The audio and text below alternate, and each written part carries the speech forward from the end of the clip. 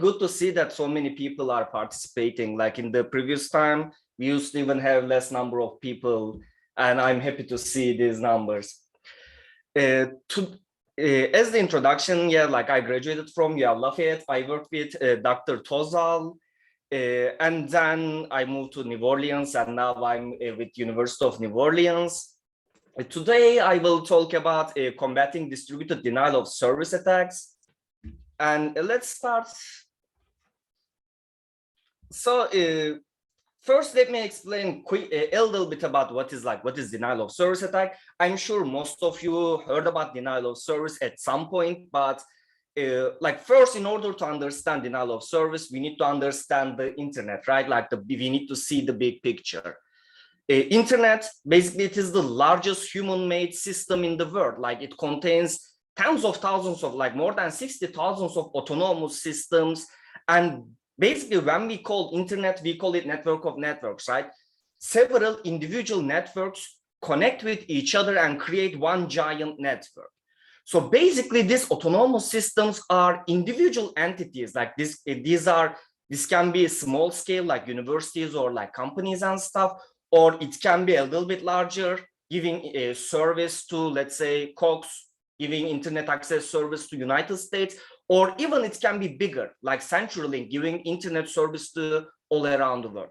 So these entities make connection with each other in some forms, and then basically from my point to your point, our packets are traversed over the internet, over the routers and stuff, and then it reaches to the end host, and then get back the reply to me so we can exchange the packets. Denial of service attack is basically, like there are several types of denial of service attacks, but the most popular one is the volumetric denial of service attacks.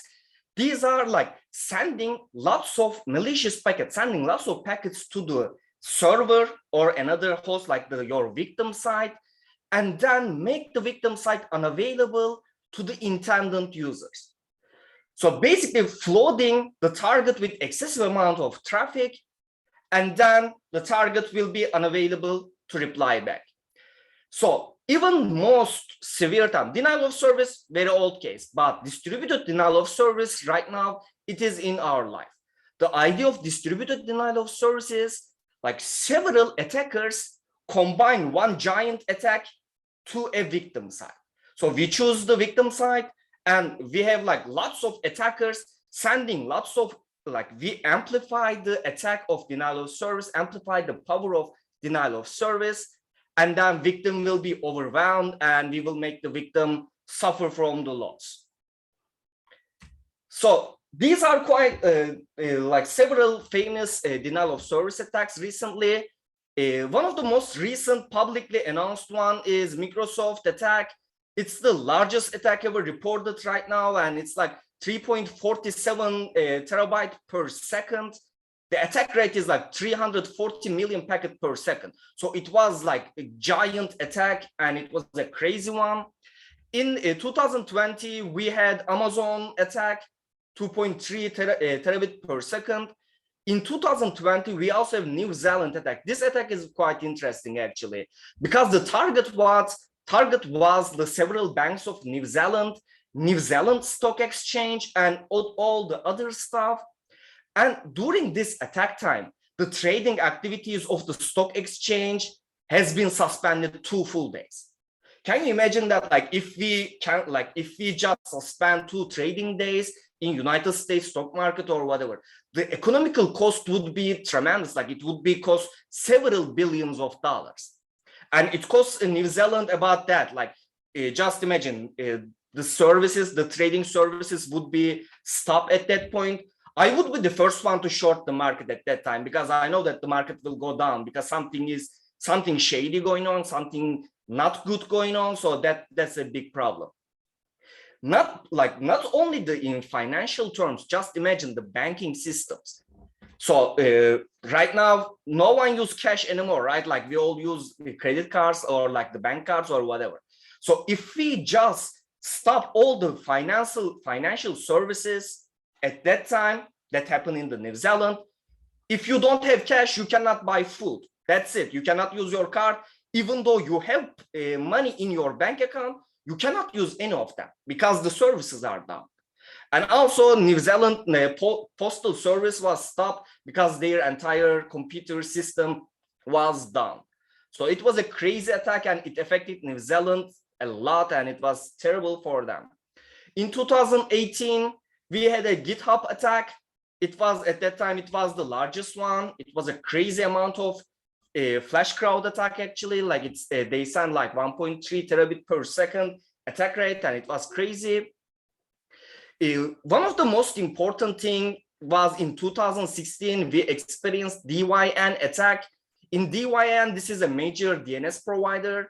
And during that attack, the many websites, like the many popular websites, they were down for several hours. But the important part of this attack is actually, the attackers use Mirai malware, and this was basically using IoT devices, compromised IoT devices. If you think about that, we are not even living the PC era right now, right? Like the personal computer era was like 20 years ago. Right now, we are basically living in IoT era. Everything is smart. Everything has some kind of processing power. Almost everything. Like, I mean, my coffee maker is smart, right? My fridge is smart. My Alexa is smart, or like Google Home smart. Everything, even in our small home, has lots of different devices. And if you think about like now we are trying to create smart cities. We are trying to create like Tesla with automatic driving, right? Like the smart cars. We are trying to do this. And this attack was showing us that if we don't take the security things, like the security is most important. If we don't take the precautions, if we are not careful and compromising this, like millions of devices can be used as malicious purposes and attack purposes. Another attack, this is my favorite one, it happened in 2000, a Mafia Boy attack. This attack happened like very long time ago, obviously, but 15 years old guy, like the high school guy, he basically attacked the several major websites, including lots of like, those are the main websites at like 22 years ago, whatever. And basically, this was the time the people started to, like the government started to make cybercrime laws. Basically, they were like, hey, even the 15 years old high schooler can take down the majority part of the internet. That means we are vulnerable. We need to make some kind of changes. So this was the time they started to make some changes. So right now, even like we are living in the era, and we are living in the cyber era, right? We are living in the computer era, like the internet era, basically. And whenever happens like the war and kind of stuff, it is not only human war at that point, like not only physical war. We also have cyber war going on. For example, like this is the recent thing. I hate to talk about that because it's too sad, but the thing going on with Russia and Ukraine at this point, lots of things to say, but I don't want to say anything. But anyway, even with at that point, they are in cyber war as well, beside the physical war. For example, like several days ago, like I believe 10 days or like whatever the days ago, Ukrainian banks and government websites, they were under attack for denial of service attack, basically distributed denial of service attack, and many Ukrainian government websites went offline. All like many commercial banks of the Ukraine was offline. So even the Ukrainian people, they didn't, like, even they had the money, they couldn't take money to leave the country, right? So the attack basically affected many civilians and stuff. United States allegedly basically said like it was a Russian thing, but Russia denied that. But I mean, someone attacked and we don't know, like it affected Ukrainians, but anyway. After that, after this war, like one of the most famous hacker group, Anonymous, basically they declared, as you can see in the Twitter page, their Twitter page, they declare an official cyber war against Russian government, and they took down many Russian government websites, and like they deployed a distributed denial of service attack from 100 million devices. So the number is actually 100 million compromised devices. The number is crazy. And they took several government, I mean, most of the Russian government websites are still not accessible, basically, at this point. They are still going on this war, and it's crazy. Another example, Ukraine created IT army. So I don't know how to pronounce, but Fedorov, he is vice prime minister of Ukraine, I believe. He basically shared from his Twitter account a Telegram page and saying that any cybersecurity specialist like join us to fight with Russia. And basically they created this IT army. So even with the cyber war at this point, like they share lots of websites to like the targets and stuff. Okay, like if you want to attack this point and let's orchestrate an attack together, right? So, okay, we know that like the cyber attacks and this type of stuff illegal, right? Even the government at that time, this is the measure of they take. United States, for example, like President Biden basically like threatened the Russia about the cyber attacks recently. He was saying that, okay, like if you guys attack us because of all the sanctions and stuff, if you guys attack us, we will attack back. So even in the like, even it is illegal in the government level, this is like in the wartime. I mean, I guess nothing is illegal, you know. So basically, this is a recent event, and even right now, there is like lots of denial of service attacks going on. Let's move. Distributed denial attack service threat during COVID-19. I mean, in last 2-3 years, like we are living hell. We can say that is because of the thanks to COVID, and it changed almost everything about our life, day-to-day life.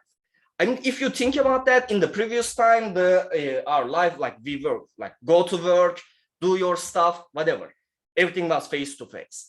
And now, most of the time, especially during the bad times of the COVID, we didn't go to work. Like it was like online, most of the things, and almost every part of the world, they went online.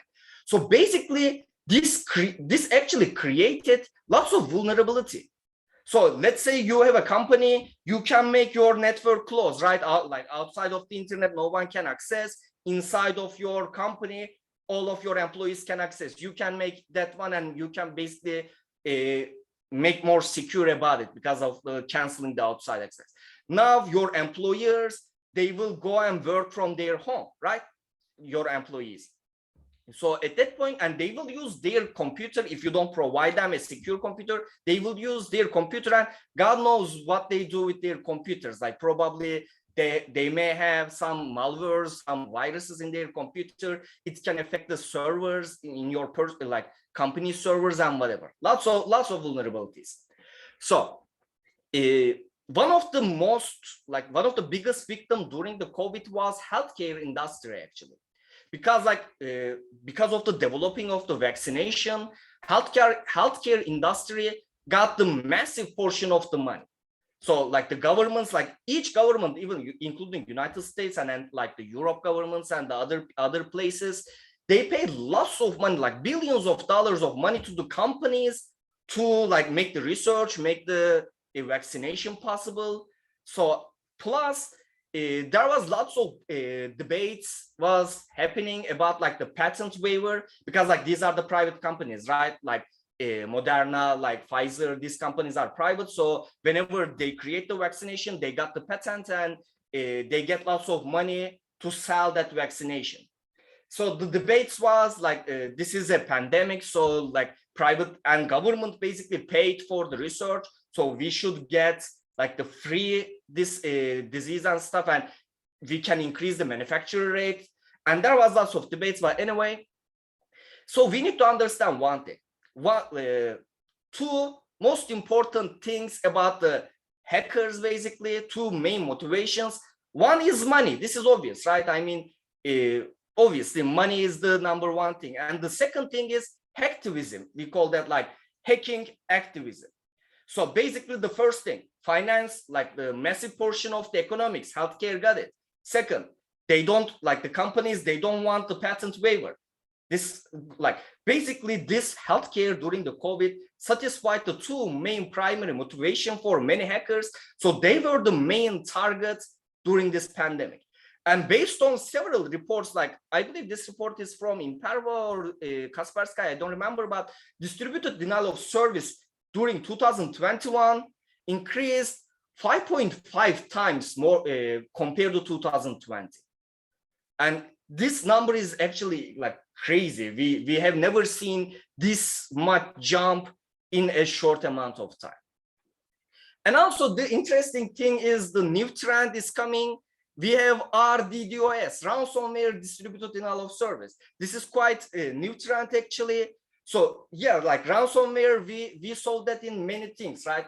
The hackers basically encrypt your entire database or like whatever entire data, and they ask you money to decrypt the file. This was quite popular actually, and it's still popular. But now hackers, what they do, hacker groups and stuff, they choose a target, they start distributed denial of service attack for a short amount of time, and then they ask money from that company and say, okay, if you don't give us, let's say 10 Bitcoin, we will keep the attack several hours. You will lose more money, so pay us.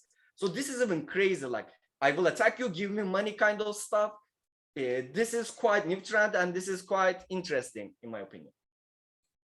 Okay, when we talk about distributed denial of service attack, so the main idea is sending lots of packets to that point, right? Like the choose a victim, send lots of packets. So, okay, let's talk about the defense. The first thing come to mind, like the easiest one come to the mind. Defense, the victim side, I get the attack packets. Okay, I will just block the attacker, right? Just block the attacker, filter out all the packets. It's very simple. I mean, like, why all this fuss about, right? It's very simple. But the problem is it is not.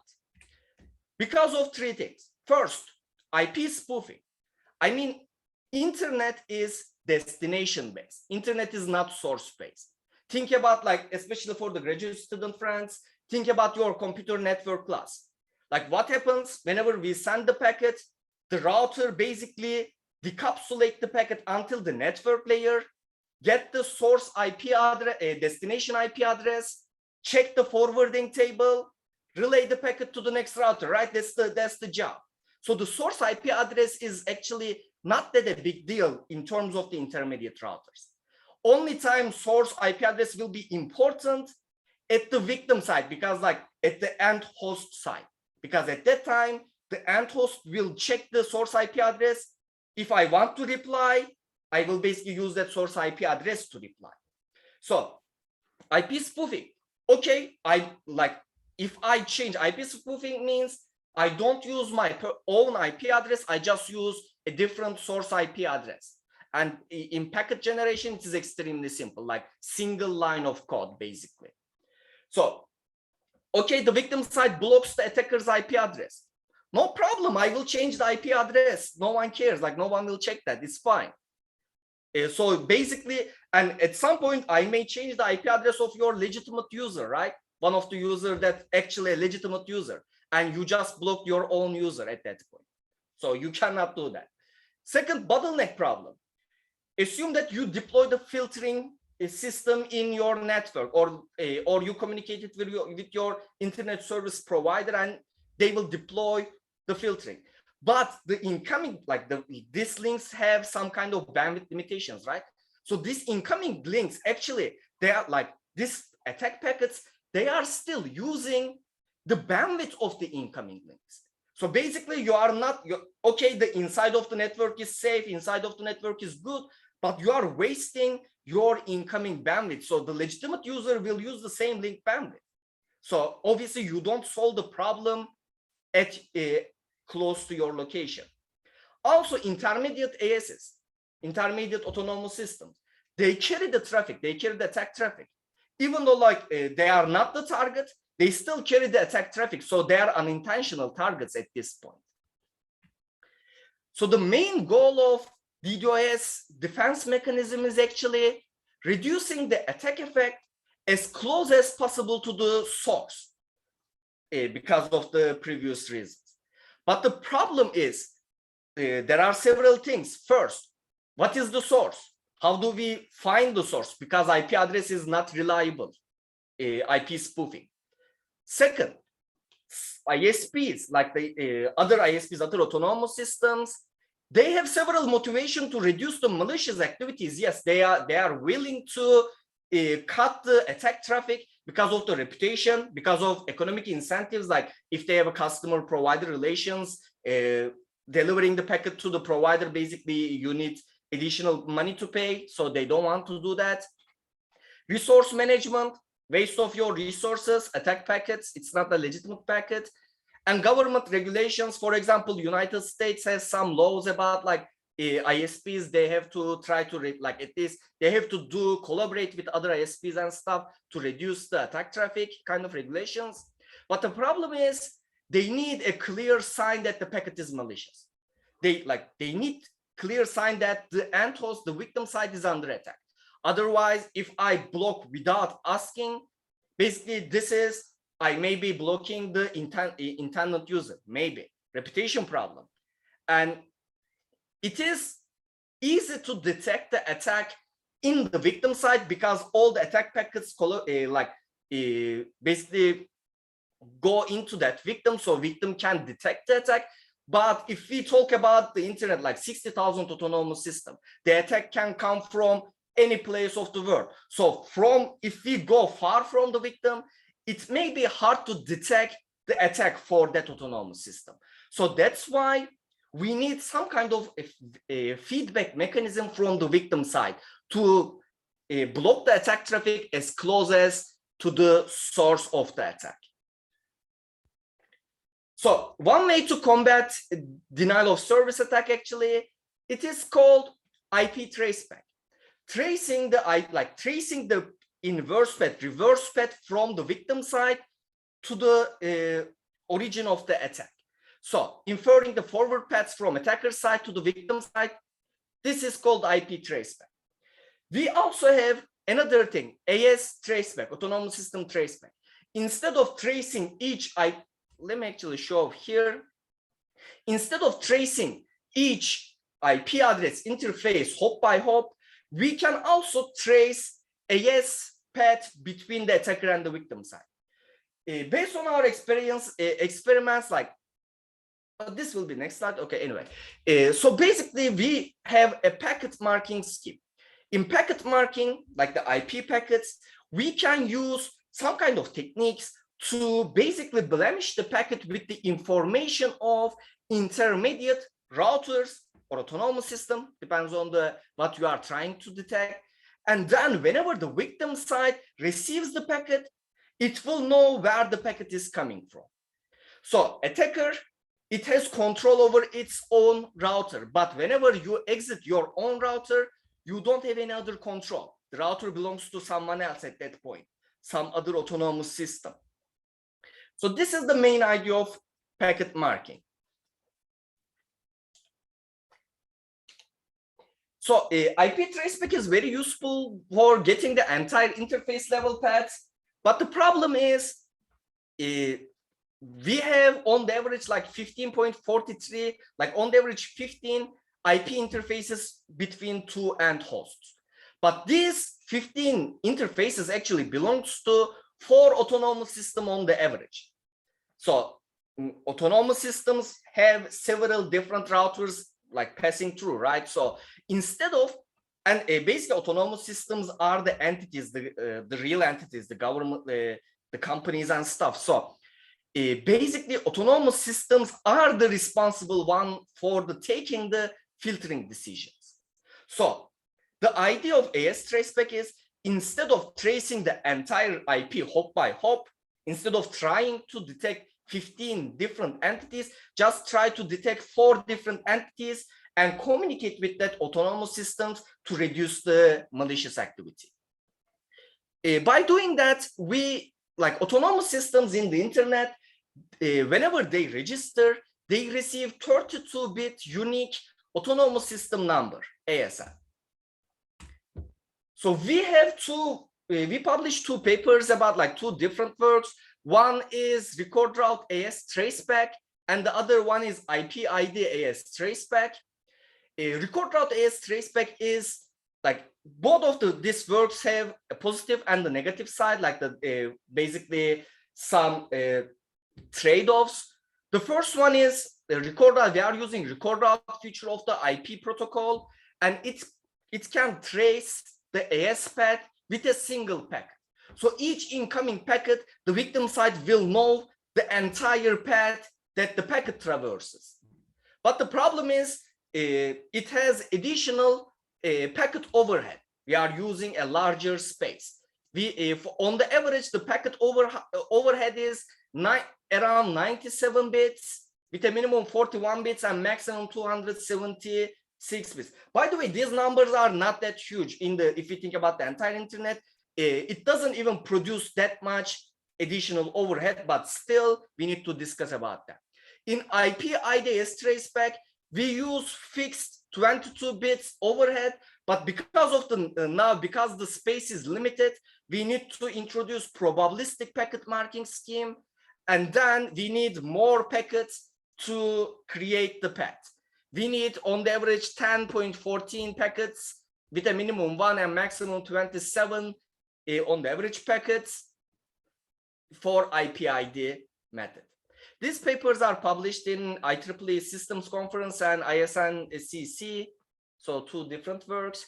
Let's quickly talk about what these are, what is the general idea of the traceback actually. The first work, record route, using the record route feature. The idea of record route is already in IP protocol. It is in IPv4 and also it is in IPv6. So we already have this feature. The main idea of record route is whenever a router receives the packet, if the record route feature is enabled, it will insert the IP address into the record route option field. The space is limited, like we have 40 bytes space, so we can, and 3 bytes is used for the controlling the process. So we can store up to 9 IP addresses in record route, because each IP address is 4 byte, like 4 multiplication by 9. I'm talking about IPv4 in this case. And ASN, it's 32 bit, 4 byte as well. So we can track up to 9 ASN, but in internet, 9 is good enough. But I will explain more. A border router of the first, instead of each router inserting the IP address, only the border routers of each autonomous system will insert instead of IP address, they will insert autonomous system number into the record route field.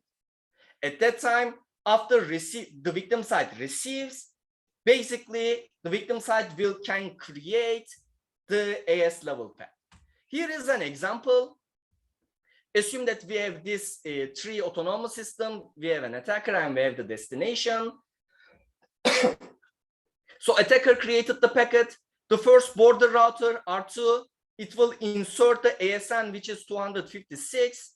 R3 received the packet, and now it is the first border router. It will insert the ASN number in the packet, and so on.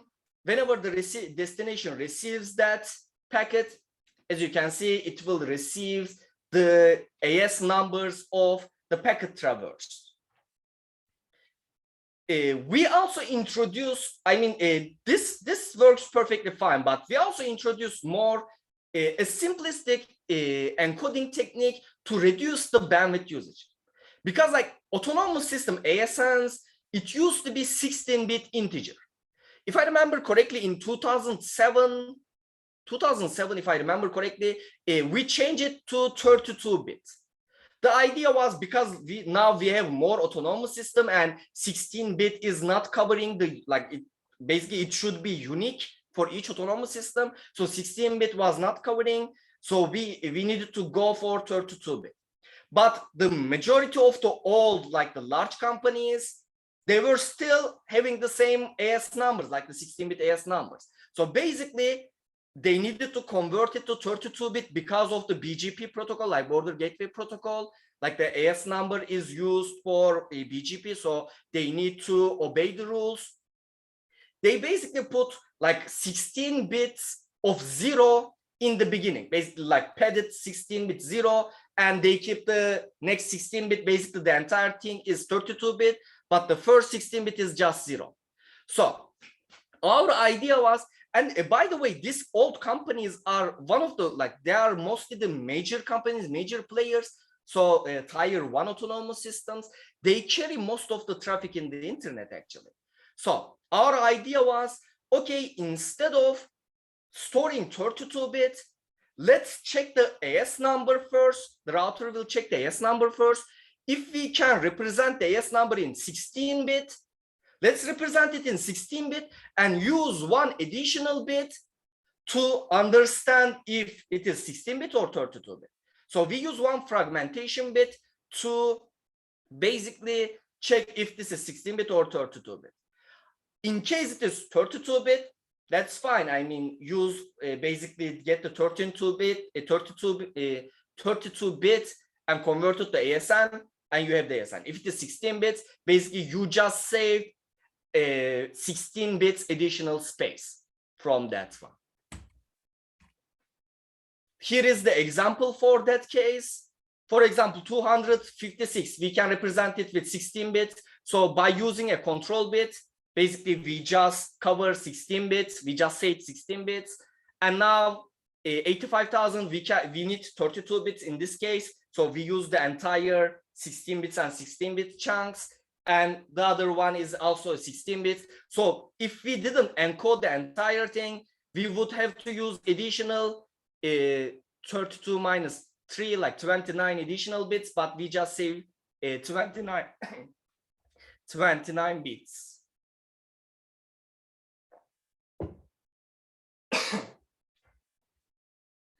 So for the experiments for this work, we basically, like, this is another case about the special cybersecurity research. I don't know if any of you are doing cybersecurity research, but like, especially for distributed denial of service attack, experiment part needs to be simulated. You cannot use the real internet, right? I mean, using real internet for experiments mean that you are literally attacking someone.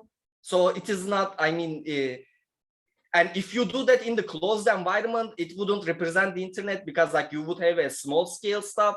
So it will be something else. So for the experiments, basically we had to use a simulation environment. We created a interface level topology map by using KDA traceroute dataset. But the dataset contains more than 20 million pet traces. So it's a real good representation of the internet. We implemented this, we created our own simulated internet basically, and applied this our methods here. Let's see. These are the distribution of the data set actually.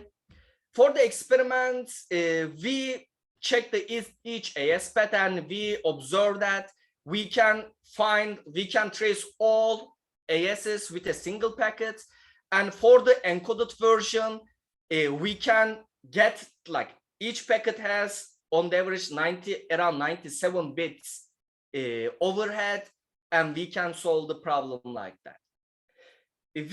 I also have, at the end of the slides, I also have the comparison with other works and stuff, but I don't want to waste more time in the comparison part.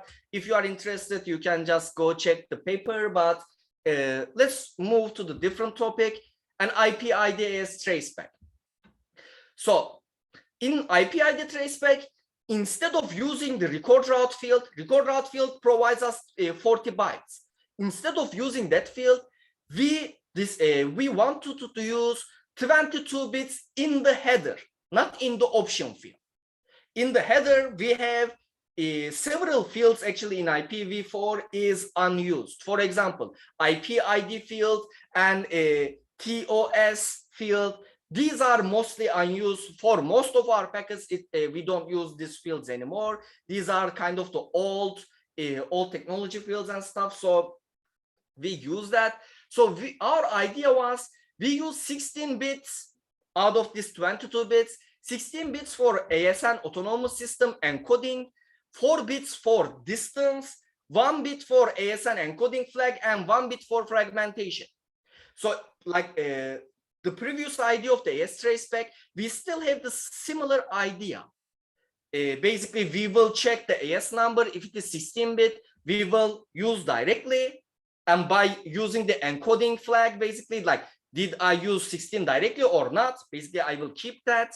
And by the fragmentation, if the ASN is 32-bit, which 16-bit I receive? The first batch or the second batch? And by using the distance field, I will know that from like how much, like how this ASN is, how far away from me. This is the technique that we use. And by the way, because of the limited space and we have more AS involved, we need to use probabilistic packet marking.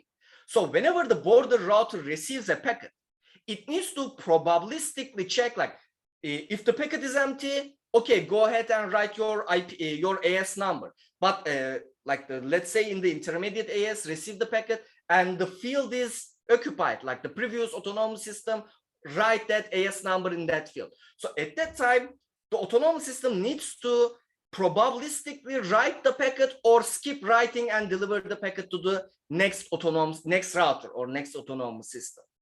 So these are the probabilistic models and stuff, all the mathematical parts. We can, let me check the time. We can discuss that later if we have enough time, but there's like the mathematical and theoretical part also introduced. So here are the details. But anyway, for the experiments, basically this is the left side shows the theoretical experiments, the theoretical part. The idea is, in case all of the ASNs, all of the autonomous systems were 32-bit, if we didn't have any encoding at that time, this is our worst case scenario, right? We need at least 2 packets for each autonomous system. Each autonomous system needs to be the first batch, second batch, first batch, second batch. So basically this will increase the number of packets that we need to create the AS level path. Our best case is if all of the autonomous systems in the path is 16 bits. In that case, basically, we need only one single packet from each autonomous system to basically like one batch from each autonomous system to generate the AS level path. So our expectation, like our experiments, needs to go between this worst case and the best case scenario, because like from one host to another host, we may have several autonomous systems with 16 bits and several with 32 bits. So it will be somewhere between. And here is the results for that. On the right side, this is the experimental part. It shows that we need, even with at top, we have 11 autonomous systems at maximum. And with even the 11 autonomous system, we were able to track with under like 50 packets on the average. Okay, distributed denial of service case. This is the important part actually. Another important part of the security related stuff, especially for distributed denial of service defense mechanism. We need something scalable, because now like millions of attackers attacking. So maybe you implement something perfect for DOS attack, like the single attacker, or like even with the small number of attackers. But as you can see, we have millions of people attacking at this point, millions of devices, and the number will grow and grow. So we need something scalable. For this experiment, we had that part, and if you check the table result, even with the increasing number of attackers, we are able to track each attacker with under around like 10 packets on the average. Okay, another work, rate throttling. So if we think about distributed denial of service attack, it is basically rate management stuff, right? Like volumetric denial of service attack is basically creating congestion, creating the service, sending lots of packets and making that server basically not working anymore. So it is basically a congestion problem. And unlike the most cyber attacks, if you think about the other cyber attacks, most of them are it happens because of the vulnerability of the victim side. Let's say your coworker clicked some virus and your entire network affected, right? This happens in another cyber attack. But you are innocent, you didn't do anything wrong, and you can be still victim. And because denial of service, like internet is designed as minimal intervention with the packets, right? Like check the destination IP address, send it, that's it. So under the standard times, under the regular times, if we are using TCP, remember from, again, your computer network class, TCP like congestion controls like TCP Tahoe, TCP Reno, if we have like TCP Vegas or whatever, like the different versions of the congestion control mechanism. In the standard time, yes, because like the routers will obey these rules and stuff, but unlike the standard operation times, denial of service attacks, they don't follow. First of all, UDP type attacks. Second, TCP acknowledgement type attacks, like TCP sync, we call that like sync attack, basically, like trying to create TCP connection with the server side, and attack will be happening like that. So anyway, so we see the denial of service attack as a resource management.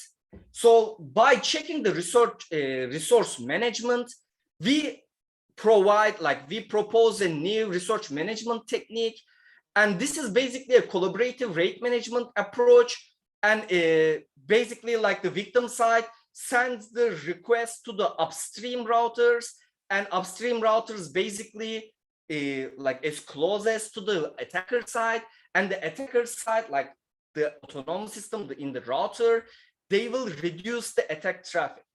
This is like in the current internet, especially for most of the case, like we don't need to block the, and at some point we don't need to block the entire attack. And to be honest, not all the time, if you say, okay, block the entire attack to that incoming link, the upstream autonomous systems, they will not do that, because like they need some kind of trust relation with you and stuff. There are lots of information. But what they can do with this collaboration, they can, you can say, I am under attack, reduce the traffic coming from this IP address, this attacker, this position attacks me, reduce that attack traffic. Some kind of like a TCP like congestion control. What was that? Reduce the window size, reduce the number of packets coming each given second, right? This congestion control is the similar idea. Throttle the rate, make the rate, attack traffic rate slower, and make my job easier to defend myself. So this is the conceptual architecture. For the victim side, obviously first we receive the incoming packets, and we need to listen to the AS control servers and stuff. We introduced anomaly detection techniques. These, I will explain this anomaly detection techniques. We use Bollinger Bands, stochastic oscillator, trusted IP address control, passive IP set control, passive AS set control. This anomaly detection is basically like detecting if you are under attack or not, if the victim side is under attack or not. In case the victim side is under attack, at that time, it will classify the attack, and it will just use the, I will explain the mathematical part soon. It will basically make the rate adjustment decision. In case I can handle it, that's fine. I mean, it's no big deal. But if I need to reduce the packets coming from that router, that attacker, the victim side will send the throttling request to the upstream autonomous system. In case the attack is no longer available, I mean, sometimes like denial of service attack happens shortly, like the flash crowd attack happened, and now basically the attack is no longer exists. So you can send upstream autonomous system, hey, I'm no longer under attack, just relax, like you can send every packet coming from that one, that guy is not attacking me anymore. Intermediate ASs. Basically, in this case, we have a couple of things. The first, anomaly detection. We use several anomaly detection techniques for upstream autonomous system as well. So in case there is some anomaly, some problem, some like the sudden increase of the traffic rate coming from one location to going through another location, these upstream ASs, they can block the packet, yes, but as we discussed, it is very hard to detect if it is under attack or if it is just, let's say, it's like Netflix server and one of the episode happens in one of the very famous show. Everyone is trying to watch. So at that time, the attack rate will jump, right? So You don't want to block them, basically. So what you do, you ask to the victim side, hey, are you under attack? If you are under attack, I will reduce the attack traffic based on your response, kind of stuff. This early attack detection, anomaly detection, actually helps a lot in this method. Okay, so the victim side is under attack. It sends a filtering request. First, like, do we have a trust relation, or you are just a random autonomous system? If we have a trust relation, I will block entire attack packets because I know that you don't lie to me. So you are under attack and that guy is attacking you. I will block that. If we don't have a trust relation, but we still collaborate, I will reduce the attack traffic, but I will not block the entire thing. So your intent, if it is an intended user, to me, it will still be able to send the packet, but not that high limit, just reducing the bandwidth, just reducing the speed of that individual user. Here is the mathematical part for that. This is the simplified router architecture. In case we don't have anything, in case we don't have a rate limiter, we basically deliver the entire packets. But in case we have some kind of rate limiter coming from upstream, we basically reduce the attack traffic at this point. And we have several different throttle things. The first is hard throttle, soft throttle, no throttle at all, and relaxation. The four of them, we keep that the current rate, the current, basically the regular time rate, right? In a given time, in a regular time, we have some kind of rate. And I mean, if the rate goes up, we have a limitation, RD max. This is the maximum rate that the server can operate. And we have the limit, this is the limit, actually. If we go up to the limit, to the maximum, at that time we are under attack. And if we reach the maximum, we are done, basically. We cannot operate at that moment. So if the current rate is close to the maximum, we need more throttling rate. We need to cut more and more. If it is above the limit, we can send a soft throttling request, like just adjust a little bit. But if we work in the limit and the regular rate, no throttling required. And if we are under the regular time rate, we can relax at that point. No attack coming from, we throttled, and we can basically adjust the rate again. So for anomaly detection, we use especially two things, like we use exponential Bollinger Bands and stochastic oscillator. You may hear these things in stock market. Actually, in stock market, we use these indicators to detect the anomalies. Basically, if the prices go above the Bollinger Bands or like stochastic oscillator, whatever, it means that oversold or overbought cases. So you can use this type of metrics. Also, we use this type of stuff, especially like exponential Bollinger Bands, to detect in TCP timeouts calculations and so on. So let's move. We also introduce some message types to keep the things going on. Like basically, we introduce I am under attack type message. Are you under attack type from the intermediate autonomous system to the victim side? Filter is not required, or extending timeout type of stuff. By the way, all of these messages basically use the regular internet, and we don't need to introduce additional stuff. We don't need to change any protocols in the internet. These are already existed stuff. Like we will use BGP. Autonomous systems already have the control servers because they control their networks and stuff. But anyway, this is the experimental part. So we basically created some experiments to show like how this would work. Let's see. Okay, for this experiment, basically the up one shows like during the attack time, especially you see the rate jumps. We see that like the Bollinger Bands, like the attack rates go above the Bollinger rate. So it's basically something going on. It shows that something is going on. And as you can see, whenever the attack stops, it goes to the lower band of the Bollinger Bands. It means that, hey, like probably the attack is not happening anymore. So by using this metrics, the autonomous systems can exchange the message, are you under attack or I'm under attack type of messages to deploy the filter. The only problem of this one, because like we started this experiment in the 0 second, stochastic oscillator, it's until the first attack part, it goes like crazy, right? The reason is, let's go back to the mathematical part of stochastic oscillator. If you check that, you see like the current rate, the low and the high. Basically, whenever you get a rate, it goes to high. So this, like, because you didn't get attack rate, like the high rate in the beginning until you get an attack, this one is basically going crazy. But when we apply to the real internet, this is not a big deal because we will not start from 0. Everyone, we have some background information already.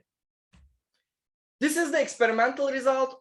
So for the RDMax, we have RDMax, like the rate maximum, rate limit, and packet rate coming. The blue one is the packet rate. The above one is we didn't have any filtering requests, like we didn't apply any technique. We just run the experiments, and it was like that during the attack. Here, on the above, like the below one, when we apply the rate throttling. As you can see, whenever the attack rate goes above the maximum, basically the victim side will send the request and now reduce the rate until it reaches to somewhere between your limit and the maximum one.